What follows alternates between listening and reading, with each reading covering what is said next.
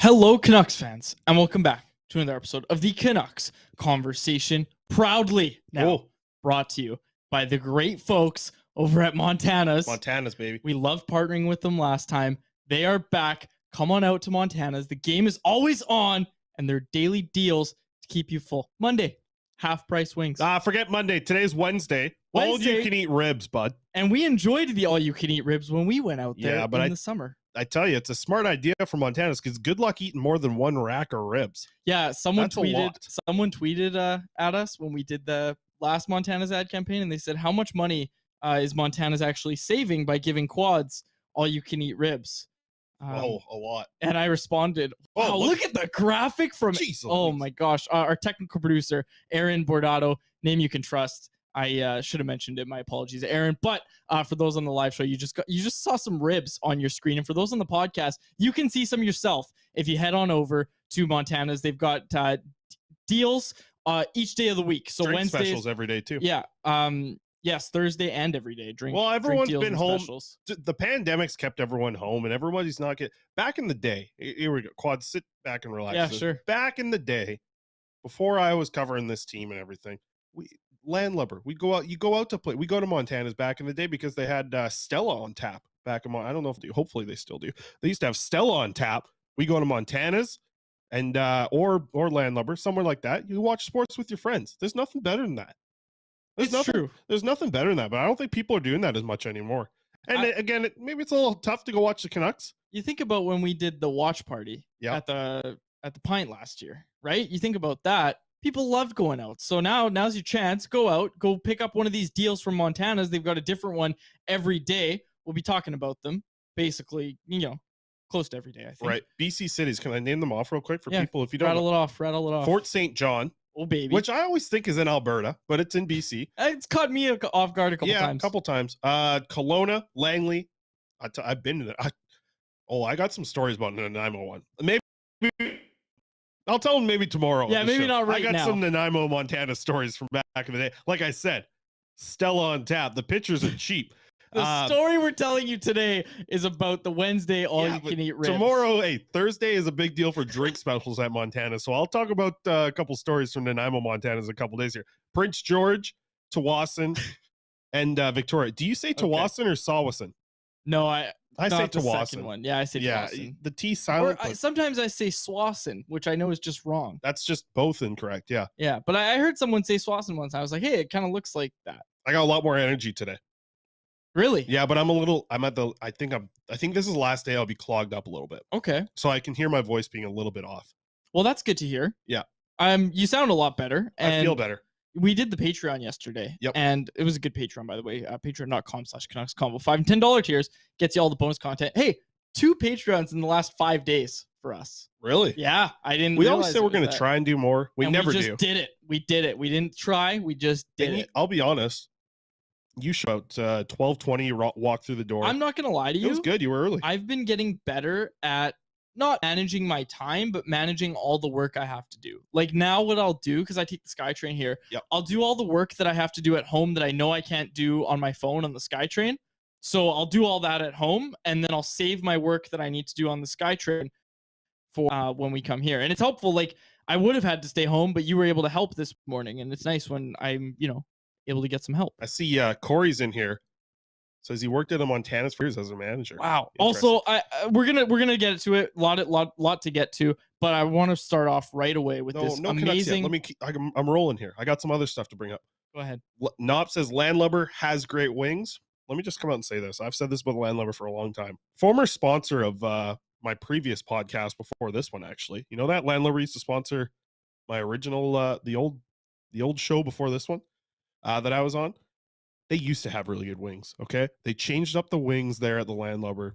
Not as good. They still have all the flavors, There's still some good stuff for the flavors for sure, but the wings, they changed the chicken wing, and that changed everything. So get the ribs at Montana's instead. I got to bring up something else. So I didn't go to the game last night because, listen, normally 3 years ago or whatever, if I was doing some different job, I would have been at work. I wasn't I'm not sick, but I couldn't be sniffling around in the press box yesterday. As much as I wanted to be there, help the Botchford Project kids, wasn't there yesterday, so I had to watch the game from home.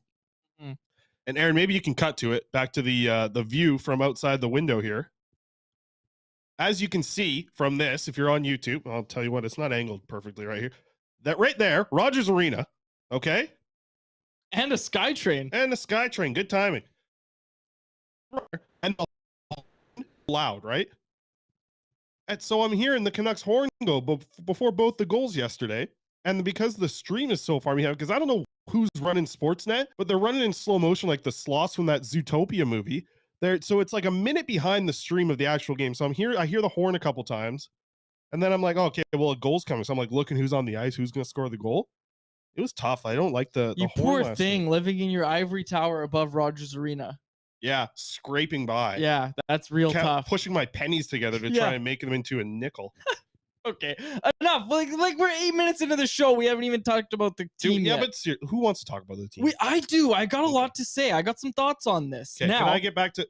No, you can't. You're done. We're done. To the landlubber? No, we're...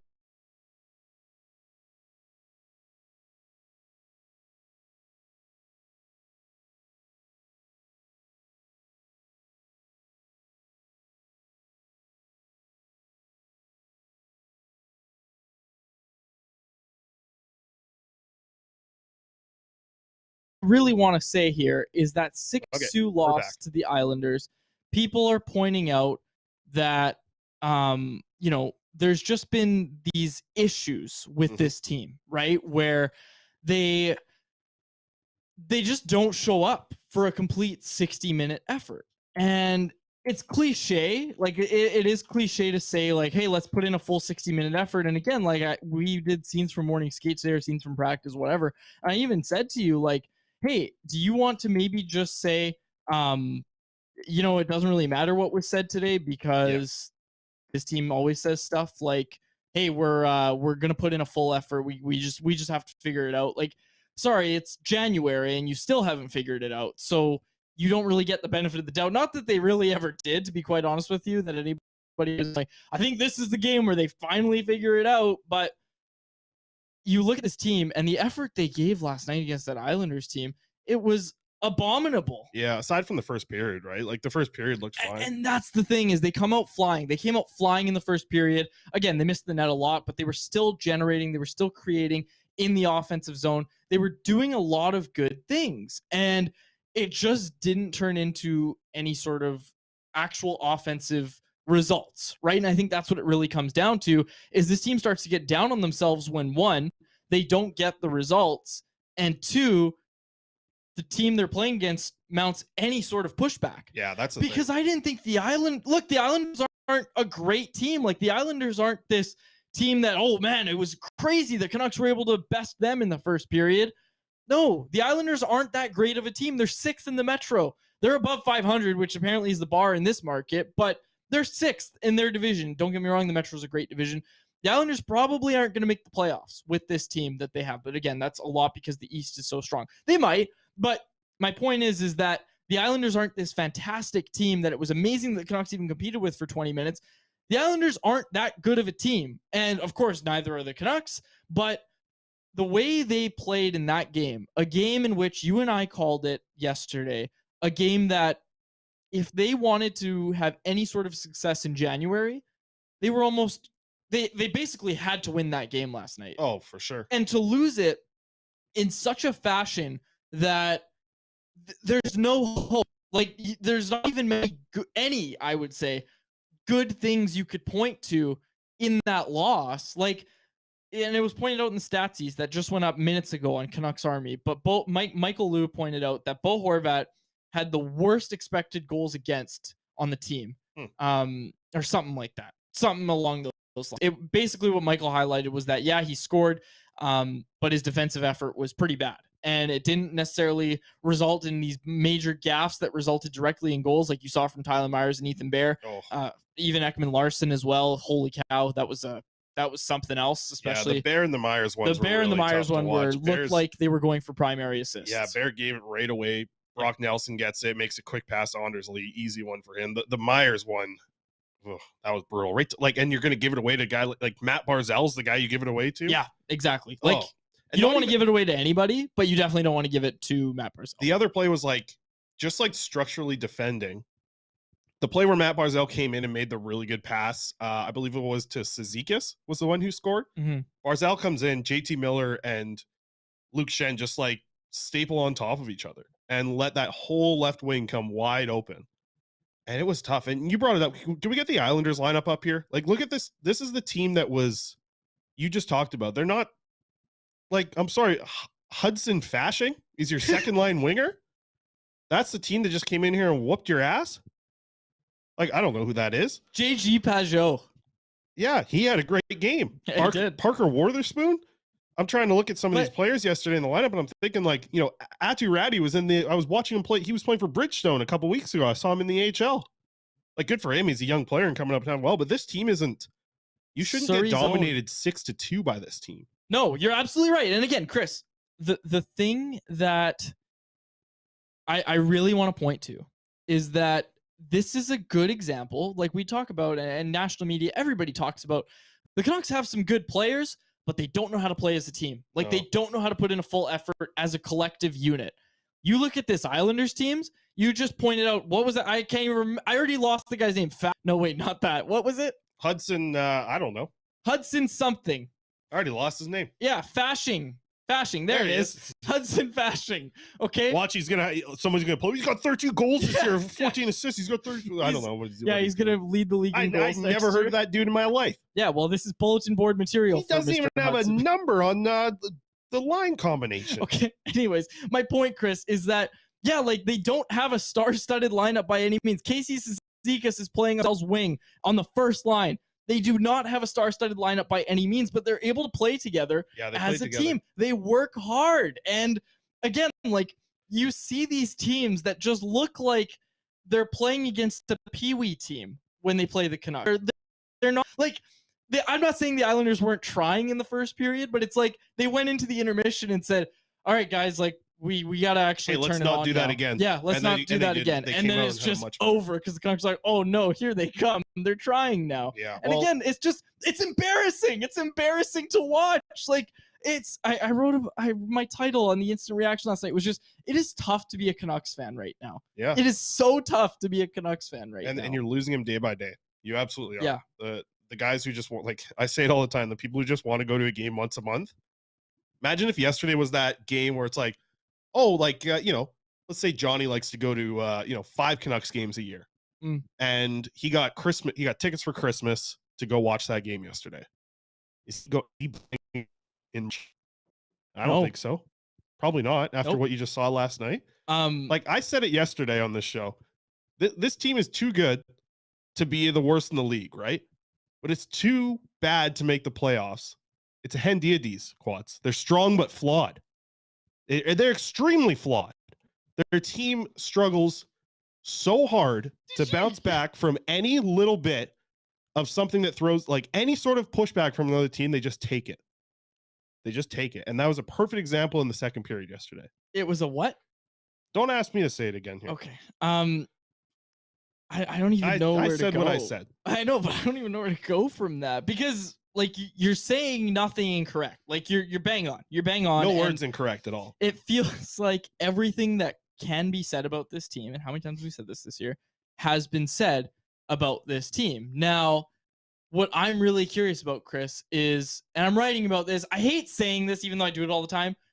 I am writing about this. I'm hoping to have it done today so that it's up tomorrow. But I'm picking up vibes from the 2016-17 season where the Canucks thought they'd be competitive. Their exciting additions in the offseason of Louis Eriksson and Eric Goodbranson were supposed to put them over the top, and they are an awful team. Now, Eric Goodbranson only played 30 games in that season, but the Canucks nonetheless were a bad team.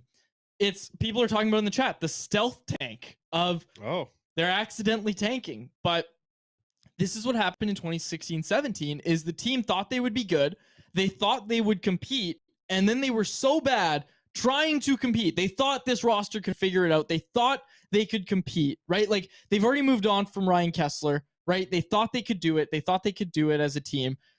They finished with a bottom 3. They were the second worst team in the league behind only Colorado, who I think had 49 points on the year. And the Canucks finished with 60, I believe, or something along those lines. Now, my point, Chris, is that the team saw that they weren't going to be able to compete, and they actually sold at the deadline for future assets. It wasn't, we're going to get players that are under 26 that we think can help us now. It was Alex Burrows for Jonathan Dahlin. It was Yannick Hansen for Nikolai Goldobin, who, granted, they thought could help them quicker. Oh, he could. Right? He couldn't. Well, he could have. That's your take, right? Star. But my point being, Chris, is that they sold off whatever assets they could at the deadline, right? And again, they could have done more. They absolutely could have done more. I'm not trying to say this management regime, the Benning regime, did a fantastic job of rebuilding. It was just that, hey, you know what? We're doing badly anyway. You know what's crazy, though? Hold on. I got to jump in here. What you just said, like, even those little moves, remember how much they were praised in the market? Yep. How much they were praised. People were so happy. People were so happy the Canucks traded Vanek for Tyler Mott. Yep. Because it felt like those type of trades give you a direction. And that's all people want. That's all people have wanted for like 10 years is let us know the direction. Trevor Linden wanted this team to rebuild. John Tortorella wanted this team to rebuild. Like multiple people have been in this organization and be like, you know what? This isn't going to work. That was like 8 years ago, Tortorella saying that. We're still here. All people wanted was the direction. When you see the direction and trades going in that way or movement for the roster going that way, it's praised throughout the market. How is this not? Why is management not moving this way? Don't you want to be praised for doing your job? Then do your job. Like, do your job right. It's not, I don't think it's rocket science, man. This roster's not going to do it. We just keep hearing about how hard it is to make trades. And this is true to some extent. But what the hell's the point, man? Here's what I keep coming back to is if you give up Brock Besser and you do anything that resembles bringing back some sort of asset, like if you do Brock Besser for Milan Lucic or just some dead money contract that is going to, not move the needle in a positive manner, but is just to make the dollars in, dollars out work, but it's going to make you a worse team. But you're also getting an asset at the same time. Like Calgary would probably like scoring help. Like if you do Brock Besser and Brock Besser for Milan Lucic and like a 3rd round pick, I'm pretty sure a lot of this market is happy. They're pissed that this player that was heralded as the next big thing that they re-signed in the offseason moved on from. More of the market would be happy about that. Exactly. And that's my point is like, I get it's hard and you probably don't want to just get a 3rd round pick back for Brock Besser, but do something. You have to do something at this. You can't just keep going with this core. And it's just like, make the team worse. And we're getting to our next segment. Do you have anything else on the Islanders before we move on here? Listen, quickly get that stat up here from PJ. Come back to Twitter, Patrick Johnson. His tweet last night was very interesting. Some of the numbers here. The blocked shots is the one for me. The Islanders had 18 blocked shots in this game. The Canucks had 3. You know how many? None from a forward, by the way. I was just about to ask you. You know how many how many forwards blocked a shot? None. I'm going to guess none. 0 Canucks forwards blocked a shot last night. That number is ridiculous to me. That number is absolutely ridiculous to me. And it's a perfect indication of a team like giving a damn for the greater team. And there were some interesting quotes from Elliot Friedman today when he was, what's Merrick show called in the morning? The Jeff Merrick show. I used to produce it at 6:50. The Jeff Merrick show. And it was, Friedman said, I think that Canucks dressing room is shell-shocked. I really do believe that. It's been a season of story after story after story. I also think that dressing room is shell-shocked. I'm in there every day when I'm not sick. I didn't go today. I did go to practice today. Sure. And we'll talk about maybe a couple things from practice in a little bit. But that's the thing, like that they are shell-shocked. They're all waiting for something to happen. The guys that matter 2 to 3 years from now, they're just waiting for something to happen. Elias Pettersson's waiting for something to happen. Quinn Hughes is waiting for something to happen. Thatcher Demko is healing his injury, but he's waiting for something to happen. Yep. Something needs to happen. And I think that's kind of the main point is, look, it's clearly not working with this team. And we'll move on. We'll move on to the Islanders, from the Islanders to the next segment, which is just titled Time to Tank. And I'm going to pick up my thought that I just interrupted myself with. Sorry about that. Or did I interrupt? No. I interrupted myself. I was saying we'll move on. Geez, that's a new one. You interrupting yourself? Yeah, I do that sometimes. Really? Yeah. It happens a lot, actually. That, yeah, sometimes when like I'll be talking, eagle flies by. Yeah, I'll be talking, an eagle will fly by. Interrupt yourself. Yeah, exactly. Okay. What I really want to say, Chris. That's actually the hardest part. Listen, I just interrupted you. You still remember what you want to say.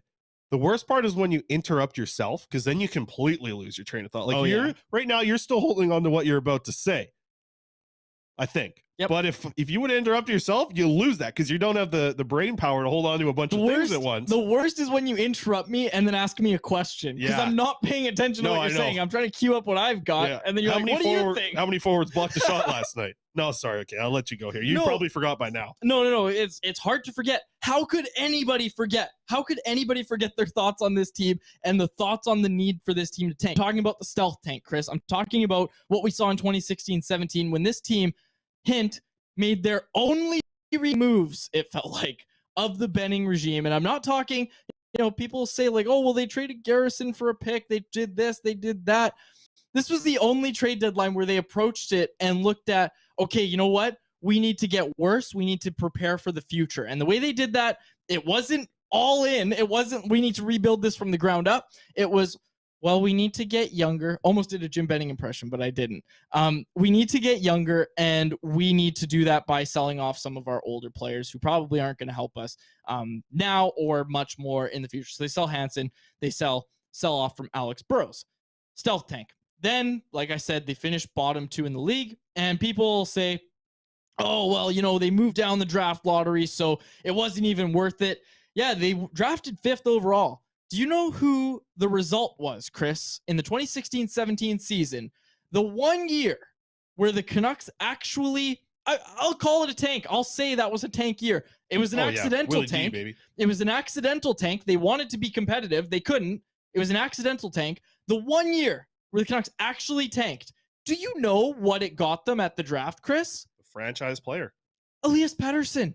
Like, Elias Pettersson is the result of the 1 year. Bro, it's about the process. If you do the right process, the right things will happen. Exactly. I'm not saying you're going to land another Pettersson, but with the way this draft is looking, might in this draft is looking like there's actually a possibility to land a player. I don't think of his quality unless you're getting in the top 4. But really, but here's the thing, players you're getting. Sorry, we have the draft prospects. Pull them up here. Aaron, you can pull it up here. These type of players that can make an impact for your team. It's deep. You're seeing the right A.S.P. My guy, my right shot defenseman. He's playing for Sweden right now. J20 league. He's 26 points in 20 games, 13 goals. Looking for a right D who can move the puck. A.S.P. is your guy. Like that's a guy's coming in at 12th right now. This is elite prospects rankings, by the way. But like anywhere you get in that top 4, difference maker, absolute difference maker. Leo Carlson, Adam Fantilli. They're both like 6'3" monsters who can play center. And that's not even, I didn't mention Connor Bedard at number 1. And I was reading the Sportsnet scouting report. Oh, and really? It told me that Braden Yager has 18 goals this year with Moose Jaw. Wow. But that's it. It didn't tell me anything else. Yeah, that thing, I'm surprised it told you how many goals he had. I thought it would just be he scored this year. He has scored. Yeah. In all seriousness, you're right. This is a deep draft. We've heard about it for the past 2 years. And again, you look at that top 4, that top 5, and again, like, there are people out there, because I think what do the Canucks have right now in their current position? Like 5% chance at Bedard? Something like that. There are people out there who will argue against this idea.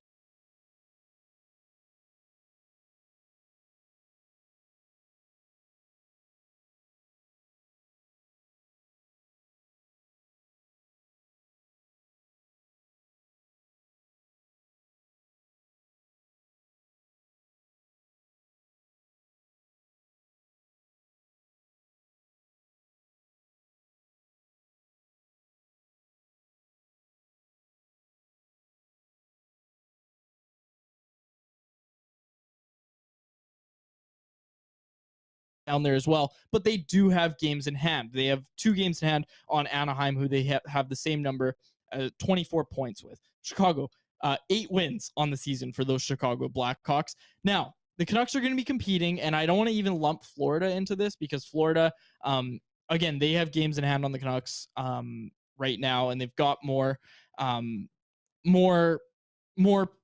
now. They have more points than the Canucks do.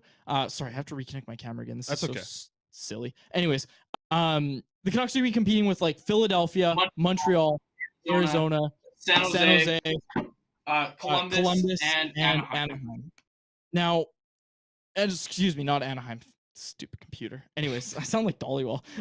We're having sorry about the connection problems on. Well, we're fine now. Doesn't matter. Philadelphia, Montreal, Arizona, San Jose. That's the group that the Canucks are competing with right now. They're very close in the standings at the time of this recording to those teams in points, in point percentage. They're right there. So my point is, Chris, is look, I understand, folks. You're sad that the Canucks aren't going to be able to, probably not going to be able to have the worst record in the NHL no matter what they do. You're probably sad.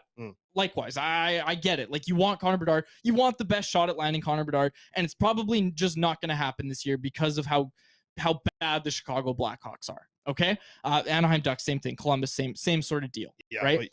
But you take Bo Horvat off this team, and I'm like, again, we're talking about trades, and we're talking about, Garland, Besser, all these names that get brought up as side pieces. Like, losing Brock Besser, losing Connor Garland, it moves the needle substantially in the direction toward a tank. I don't think those guys' performance this year has really helped the Canucks that much. If you get some hardworking guys from Abbotsford up here, like in the event those guys are traded, Höglander's probably coming up. Podkolzin's probably coming up. You don't have to, though. You don't have Phil to. Phil DiGiuseppe is there. Okay, well. Right, there's an example of a guy you can give some NHL minutes. Sure. But my point, Chris, is that a motivated AHLer might be as good now as what we're seeing from Connor Garland and Brock Besser. And I'm not trying to pick on those two guys. I'm saying as a whole, I don't hardworking AHLers that want to is that different than what we're seeing. Good example. Right now. Last night, top dog, because I still did the dog ratings. Yeah. Will Lockwood.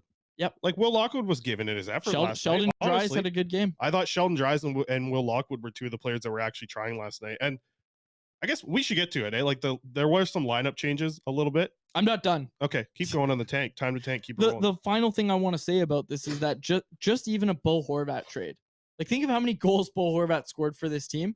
28. This team's not winning a ton of games without Bo Horvat. And you look at who they're going to be replacing him with at center. It's bleak. It's bleak. So off everybody. You can literally just move Bo Horvat, which you should be doing anyway. And I don't think they should wait any longer. I think they should get this done quick. Okay. You just sell off Bo Horvat, and this team is struggling to pick up wins. And all of a sudden, you're looking at being even lower in the standings. And I think that's all people want right now. People just want hope. And we're recording this before Canada and USA has even played their semifinal game, but I'm going to go out on a limb and say Connor Bedard does something special tonight. I think so too, especially against USA. That's going to be his day to shine. All right, I'm done. Go ahead. All right. Well, let's get to the poll question, actually. We'll jump over to the poll question. We'll do the line combinations after, because there were some changes. Patterson playing with JT Miller now. Yeah. But we'll get you to pull the poll question up here. Yes, our poll question today brought to you by the great folks over at Atlas Goods. Go to atlasgds.com. Use promo code CC15 for 15 off your first order of pop rinds. These are the best fresh pork rinds straight from your microwave or air fryer. Our poll question today: what's the most annoying thing you are seeing this season?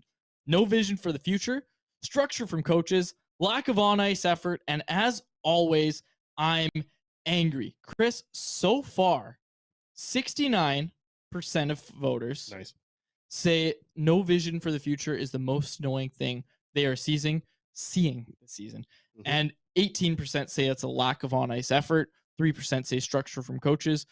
10% say they are angry. No surprise here. No surprise that 69% of people say that there's no vision for you. No vision for the future is what's annoying them the most. Like, we're starting to hear these, I don't even want to call them reports, just we're hearing kind of the talking heads and various folks kind of talking about how, well, obviously management sees this as well, and management is going to have some sort of plan, and they're gonna have something to do at the deadline, and they have an idea of what they want to do. They're just not telling anybody, right? Which is fine. I understand that, but every time that this management regime has communicated with fans, like, they even got criticized when they first got here for saying, oh, well, they shouldn't have said that the defense core is bad, and they shouldn't have said that some of their wingers they don't like, or whatever that it was they said. We're mad at them for that right back then. Now, we don't really hear anything. All we're hearing is, yeah, like, we're looking to build, and we're disappointed with what the team's done this year. We're looking to build, hate that they won't say rebuild. Yeah, we're never looking. We're not looking.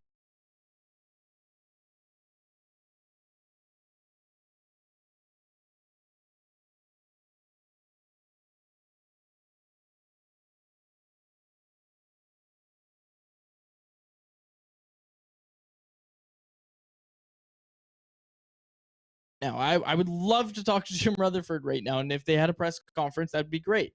And they will at some point. There's always a trade deadline one, so we'll get a chance there. There's an end of season one as well, and we'll get a chance there as well. And again, there's a lot of questions surrounding this team right now. I'd be curious to see if we do get one pretty soon here. Yeah. I think the requests have been put in from what I've heard. Anyways. Well, Rutherford spoke to a few people recently. Yeah. That didn't go great either. Just back to the poll question a little bit. Like, it's clear what the most annoying thing is. Like, people aren't even as annoyed with the structure of the team, which is like, really, when you're watching this team on a night-to-night basis. I talked about this morning when I was on Halford and Bruff. It was like the AHL team is doing such good things with how they're playing defense. Like, it's fun to watch because like the wingers are coming back. They're making a huge impact in the defensive zone. They're able to help with the breakouts. There's just different. You're seeing so much different things happen at the AHL level where you're like, wow, they're not playing like, you know what, the Vancouver Canucks are playing like an AHL team, and the Abbotsford Canucks are playing like an AHL team. Like, from the structure and the play and how they're supporting breakouts and making good, simple passes to get out of your own zone and defend in your area. Like, it is wild to me that that structure's only got 3%, but it's at the same time, I understand why. It's because fans know which way this team is planning to go, because the way that they're planning to go right now is so up in the air that you just have no clue what the answer to it is. And that's super unfortunate, because a fan that's not dialed into everything and has, their Twitter notifications on for Dollywall and, you and I and stuff like that, and Drancer and all the big names, they just like the fans that just want to like follow this team and have fun with it instead of like living day to day with it making such an impact on their life. They would probably like to know which direction this team's going in. And it's unfortunate that they don't know, because right now, if you just ask like a regular fan, probably nobody in this chat, because I don't think a lot of regular, just whatever, so fans are in here watching this live, but they're maybe listening to the podcast just to kind of have an update here. And I think those type of people, I have to imagine, they just would want some direction. Know which way to be a fan. Know how to be a fan of this team. Know what to be a fan of. Make one of those things. Like, when they make a move, when they make a direction, when they make a choice with how the future is going to look, from a change in their roster, a change in their coaching staff, anything. If you have like a full-on direction, to me, this is why Jim Rutherford was brought in. Like, the president should set the standard for the future. So the way that I'm looking at this team and all the disappointment that they've had, the roster, sure, that's been bad. They haven't been great. The roster we kind of knew wasn't good. The coaching staff, Bruce Boudreau's not getting what he got last year out of these guys. The people I'm most disappointed with is the management group, and the fact that they're not being able to set an idea of what their goal is for the near future even. So I think that's the most unfortunate thing to me. The biggest thing I've been let down this year is the management group. Yeah, absolutely. And again, not much else to say than that, right? Like, that's where it's at right now. There's like the on ice effort is bad, but again, we do put blame on the players, of course, but you also look at it and say, it would be really nice for these players if they had some sort of clarity of what this organization is trying to do, because right now it's not clear to anybody. Completely agree. Okay. We'll wrap it up there. Let's do the lines real quick. Just quickly, lines, because there were some changes and notable, and I do want to touch on a few things from practice as well. So Andrei Kuzmenko playing with Elias Pettersson and JT Miller on the top line. What do you think? Kuzmenko, Pettersson, Miller? Like, you got Miller back on the wing at least. I was interested last night because both of us were wrong. You remember you thought it would be that Horvat, Mikheyev, Besser line would be the matchup. I thought it would be the Miller line. It was the Pettersson line that played the matchups. And I said I'd like to see that. I didn't think we'd see it, but I said I would like to see that. And we saw it last night, and I like Pettersson there. On weaker matchups, the Dries, Miller, Garland line was the Canucks' best line Yeah. last night. And that was good to see. So I'm a little interested to see them splitting up, but I wonder if it's, hey, JT, you just had a good performance. Now go, let's play you with our best player, and you're on the wing where it's easier for you to play. Let's see how this goes type thing. Back to our last conversation, Commander Vander's got a good one that I want to read here. It's great to see CV in the chat as well. It says, it is so frustrating when anyone in my family who are all casual fans ask me about the team and what's going on, because I literally cannot give them an answer beyond they're bad and not getting better. It's true. That's the other thing. It's true. It's like when you run into your buddy who doesn't love following the Canucks day to day, but likes the Canucks, they'll ask you. And people are listening to this podcast and people are watching this on YouTube, everybody. They're up to date because I think we do a pretty decent job of keeping people up to date. Or maybe they're getting a lot of information from somewhere else. Canucks Army, all that stuff. And they're trying to explain to their friends who are just casual fans. That's got to be tough. Good luck. That's got to be really tough to say which way. I had multiple people last night reply to my instant reaction and say, I'm really glad I turned down free tickets to this game. Yeah. And Sterling's got a good one. How's the Canucks season going, they ask? Do you have 5 hours? That's your good reply. Yeah, exactly. So it all starts. Yeah. Let me tell you about this guy named Jim Benning. Yeah. He's not even at fault to blame as much anymore, man. Yeah. Jim Benning's off the hook almost at this point. Aside from the OEL stuff, he's almost off the hook. Which is, pretty egregious, to be quite honest. For sure. That's a problem. But I feel like that, you know what? That has kind of been, my eyes, been like put into the shadows, OEL's contract a little bit. It's because there's so much else going wrong with this team that the fact that your deteriorating defenseman who is 30 years old plus is making $1+ the fact that doesn't get brought up often shows you how many real problems there is with this team. That's hard. Yep. He's not off the hook. Corey Anderson is he's not off the hook.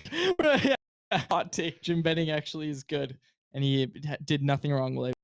Do you have anything else from practice? Like, it was an intense practice. No, they did a little scrimmage, and Luke Shen, that guy got nothing but success moving forward. He's incredible in the media. He's incredible in the room. Players.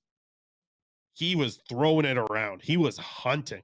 Okay, Luke Shen was hunting today. They had a little scrimmage, and I'll give the Canucks credit. They don't mix up their practices a lot. It's a lot of the same drills, really. And he kind of heard Ethan Bear talking about that yesterday as he was comparing the Oilers and the Hurricanes.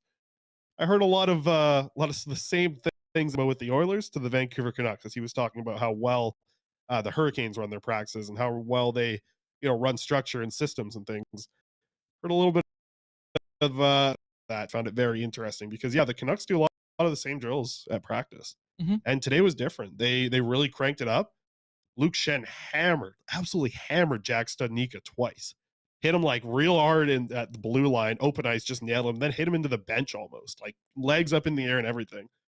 And I was like, wow, are we gonna see it? Like, we're sitting there as the media members, and we're like, what? Like, we always say, like, what is there to look forward to with this team? Maybe a fight would like kind of stir things up a little bit. I'm not saying that they're going to do the Blues thing, going to run to win the Stanley Cup. I don't think anybody wants to fight Luke Shen.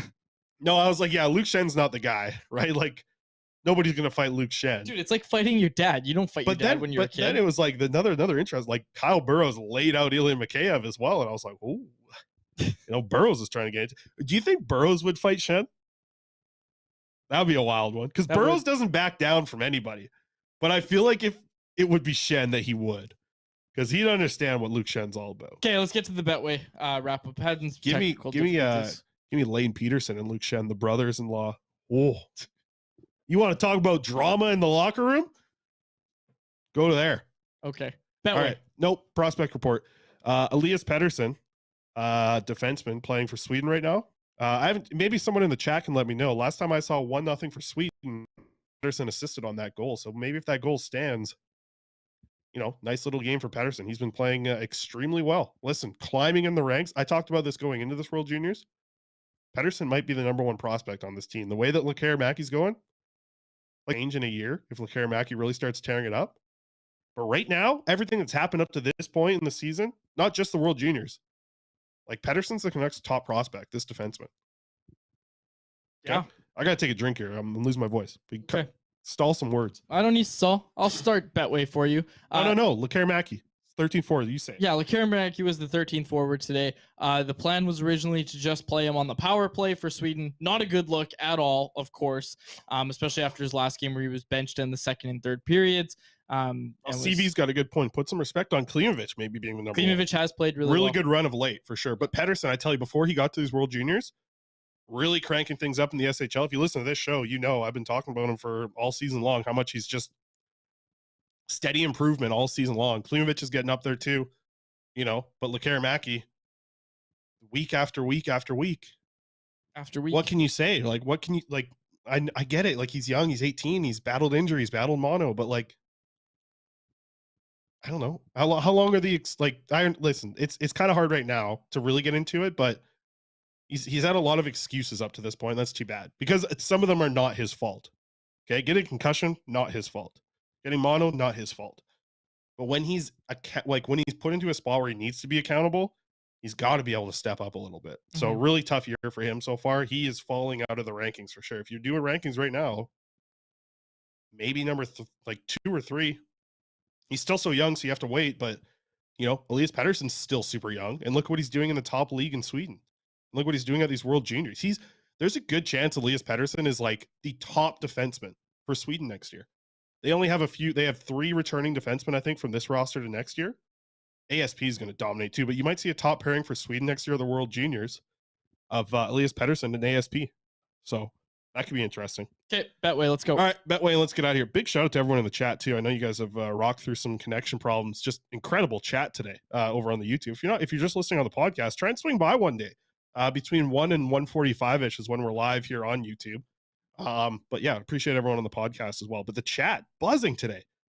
I got to give a shout out to Corey, Commander Vander, and Kevin Punter, Lisa as well, always in here. And I love when those 4 get together, the chat is buzzing. I love it. All right, Betway. Nikita Kucherov or Matt Zuccarello. I love the either or. It's been hitting on a lot of these lately. Kucherov or Zuccarello to score a goal in this game. Tampa Bay versus Minnesota. 167 is the minus on that. So $10 will return you 16 over on Betway.